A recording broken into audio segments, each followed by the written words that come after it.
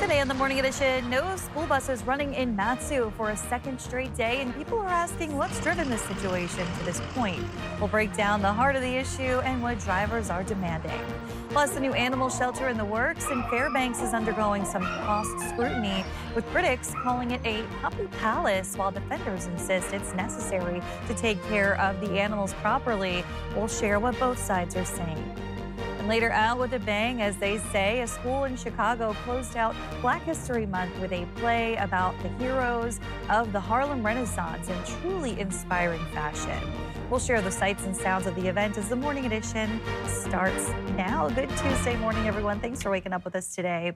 Aaron, you say it's meteorological spring, but it is definitely still super wintry out there. Those bitter cold temperatures. Yeah, we're not going to see any of that wintertime cold really disappearing for quite some time. We're going to continue to hold on to those bitter cold conditions, although slow warming will carry us through the close of this week. We are waking up this morning, though, in West Anchorage. Those temperatures are sitting at 5 degrees, but if you live in Midtown, out towards Government Hill, Eagle River, and East Anchorage, you are seeing temperatures about 10 to 15 degrees colder. You can see across Midtown, out towards Merrifield, coming in at 12 below, J-Bear coming in at 11 below, as well as the Anchorage Hillside, Eagle River sitting at 5 below. So we are still seeing many areas of South Central with those temperatures sitting well below zero, particularly as you head through Willow, as well as out towards Soldotna and Golcana. This is where we're seeing temperatures 20-plus degrees below zero. So a bitter cold start to the morning, even out towards Kenai. We're coming in at 21 below to start off the day. So we've got several areas with those sub-zero values. Bundle up. Hopefully, if you managed to get outdoors through the overnight hours, you did see a beautiful shot of that total lunar eclipse, my apologies there, of that blood moon. But temperatures today will warm their way into the teens. We'll call it about 13 to 15 degrees later this afternoon across a good portion of South Central. Of course, coastal regions will be a bit warmer, but still holding on to plenty of sunshine. And we'll continue to see this stretch of sunshine carry us through about Thursday, and then clouds will increase, and we'll be watching some snow chances building in across South Central. Ongoing winter weather, though, for Southeast. This is where we continue to see the potential for several inches of snow accumulation with those winter weather alerts still in effect. As we approach the ceremonial start of the Iditarod, we are going to be talking about temperatures warming, possibly into the low to mid-20s by week's end. And of course, we are going to be watching again that chance for some snow showers, which does look likely for the ceremonial start of the Iditarod as well. I have more on that southeast forecast and statewide coming up. They say the squeaky wheel gets the grease. Joe Allgood tells us that bus drivers for the Matsu School District are hoping that's true as they begin a strike Monday morning. Here in the Matsu, bus drivers are picketing along the park's highway for better working conditions. One of their biggest concerns is that there simply aren't enough buses. We have been negotiating since June of 2025.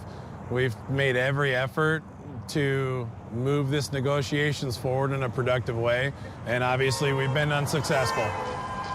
Local Teamsters 959 said it's been a month without meeting at the negotiating table. And after the union's contract with Durham School Services expired at the beginning of February, drivers are demanding better working conditions. We need the district to vigorously enforce their contract. Citing concerns like wages, the high cost of required health screenings, and most of all, fleet readiness.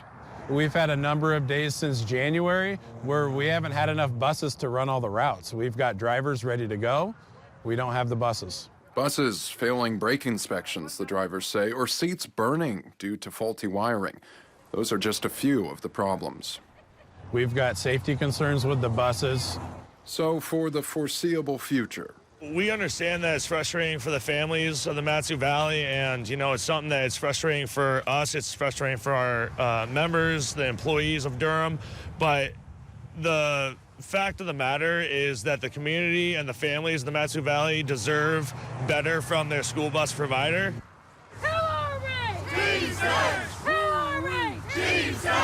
well, the union says they've been trying to set up another meeting, but they've heard nothing except that they're not available.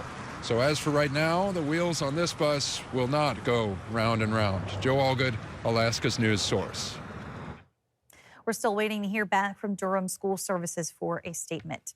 It's been nearly 1 year since Eagle River man Tony Kronos went missing. He was last seen March 6th of last year. Family members who went to his house to check on him said they found the back door kicked in and Kronos' cell phone and wallet still inside. Speculation and a wave of varied emotions have swirled since. Rebecca Pulsha takes a look at what happened. We've driven by. My parents have been there. They said it wasn't particularly disturbed, but the back door had been kicked in. So that was concerning enough for us to take this seriously enough to call the police. What happened inside this home? We haven't been told what clues were found here last year when Tony Kronos disappeared March the 6th. So you haven't received any tips that you know of? Zero. Zero. Zero tips. Why do you think that is? Whoever did this did a good job, would be my guess. Many of his friends think Kronos was murdered and blame the police officer who lives behind Kronos. Tensions escalated to the point the Anchorage police officer, Chris Sternhagen, told a judge in August that Mobley and friends have been harassing him for months. Threats of physical violence, sexual assault, prison rape, what have you, that he has already used. He then got on a campaign where he had his friends start harassing my business. We're all just in the dark wondering what happened to Tony. A year later, that question still hasn't been answered. Rebecca Pulsha, Alaska's news source. The FBI is accepting information and tips via the number on your screen. That's 907-276-4441.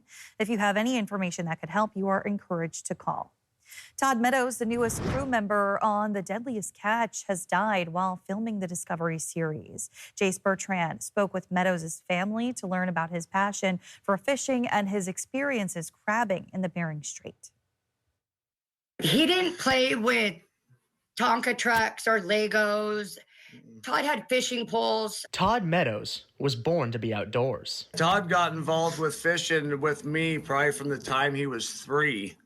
He was barely walking. It's been a passion of his whole life. Meadows' parents, Lucas and Angela, say their son spent several years working on a charter fishing boat in northern Washington, near where he grew up. He had a smile on his face the whole time. Good day, bad day, didn't matter. He always had a smile. He loved to fish and loved to watch other people fish. He wanted to own a boat one day and be the captain. I mean, that was his ultimate dream. When he sets his mind to something, I mean, he just doesn't give up. The rookie deckhand worked on the Aleutian Lady, a crab boat being filmed for the Deadliest Catch TV series.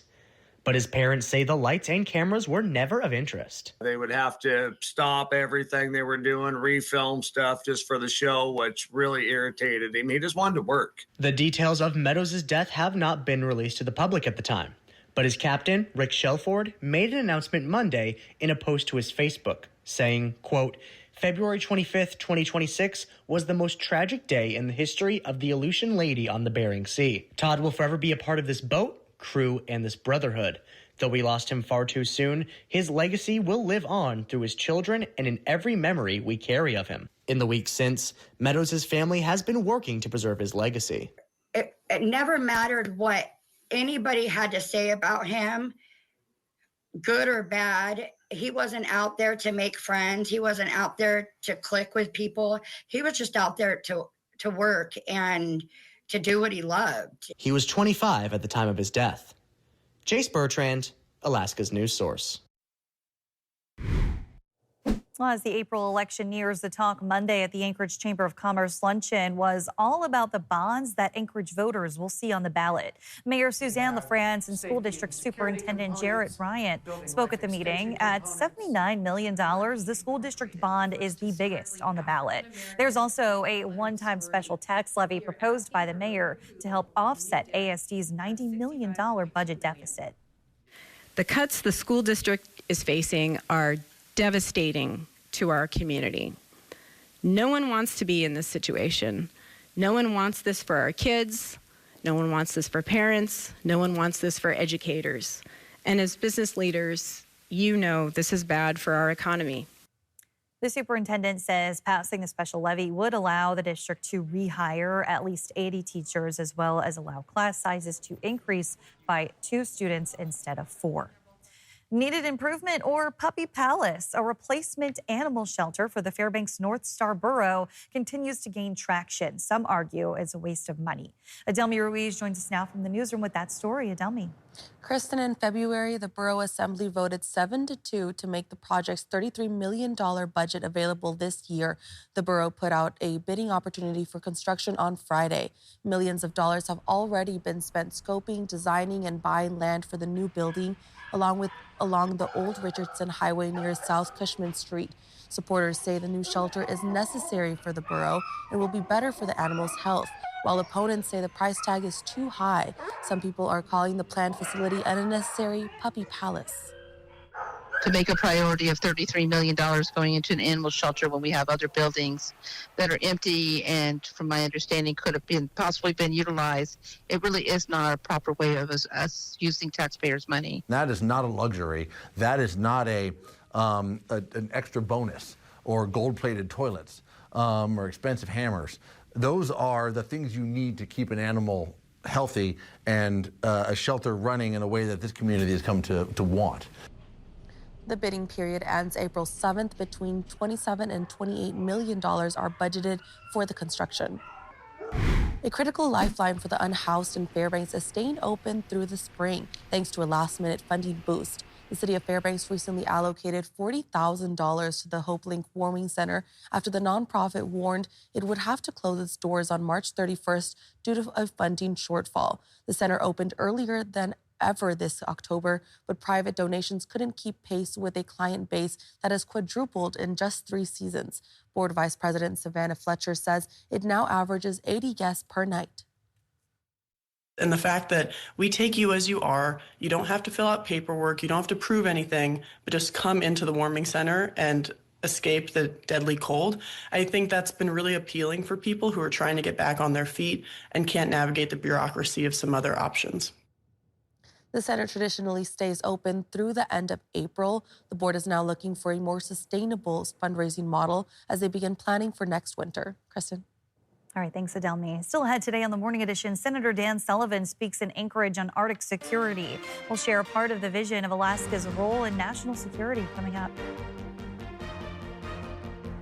Ongoing winter weather out towards southeast, where we do have winter storm warnings and winter weather advisories. I'll time out what that means throughout the week, as well as warming conditions for the Panhandle. But first, at sunrise, 7:53 in Anchorage, 8:58 in Keokuk. Your full forecast is next. Welcome back in. 15 minutes past the hour on this Tuesday morning, Aaron. It is still freezing cold, bitter cold out there. Yeah, if you're looking for some of that warmth, you might as well head out towards Ketchikan, where those temperatures have been holding in the 40s. Beautiful shot with that time lapse through the overnight hours. Although it has been dealing with some, we have been dealing with some widespread rain out towards Ketchikan. We are going to see continued chances for that rain to stick around. Also going to be watching some of the ongoing active heavy snowfall that's building through parts of the Panhandle. Looks like my clicker's not working here. Let's see if we can try and get this. Technology problems. Oh, there we go.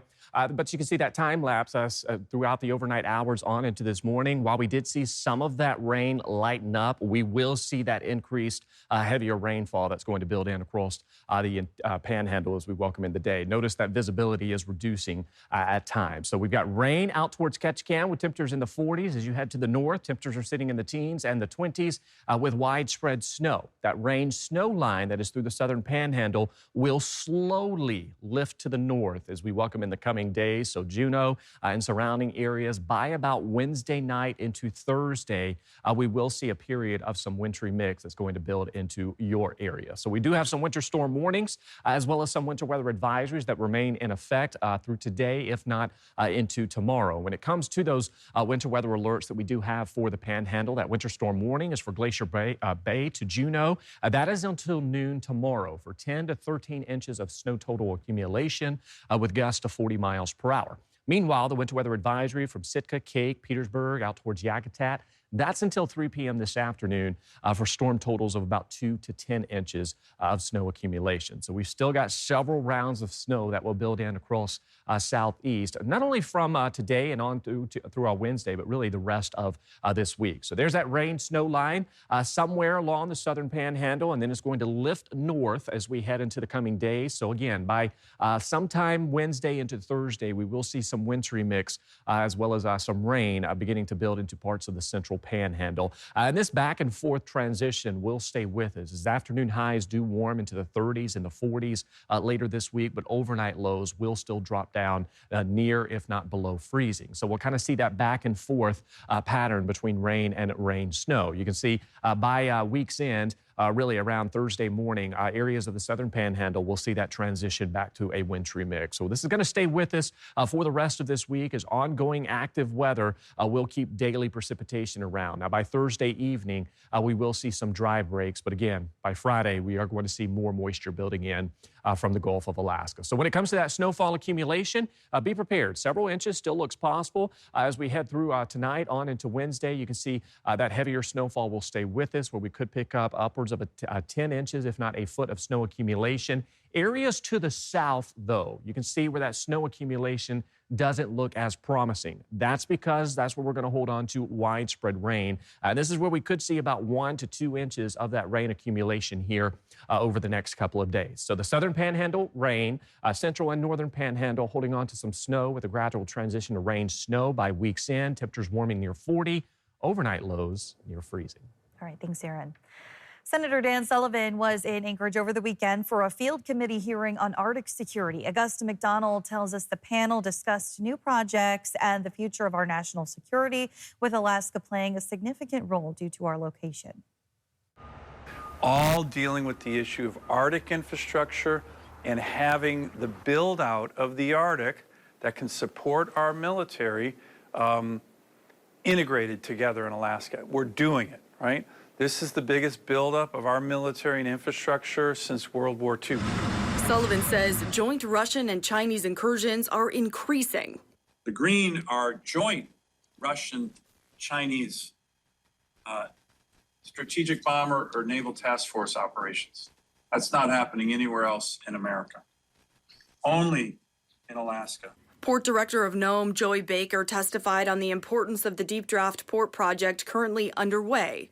The Arctic Deep Draft Port project in Nome is designed to serve as the critical refueling and resupply facility in the U.S. Arctic for U.S. Navy and Coast Guard vessels.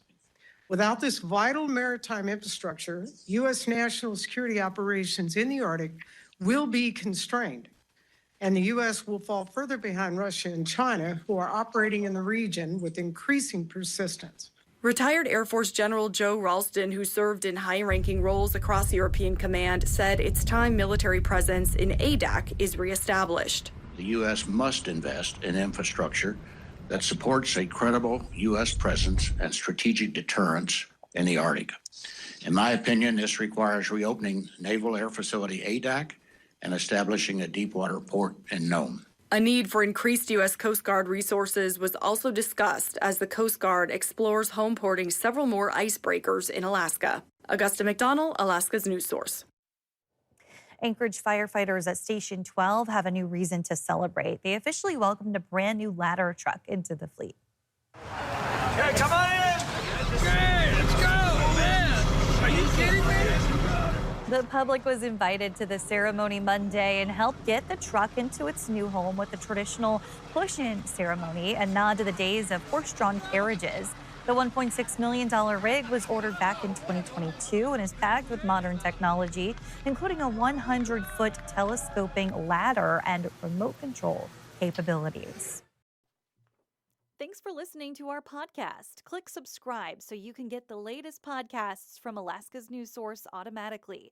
And stay up to date with breaking news and in-depth reporting. Available for free 24/7 with the Alaska's news source app.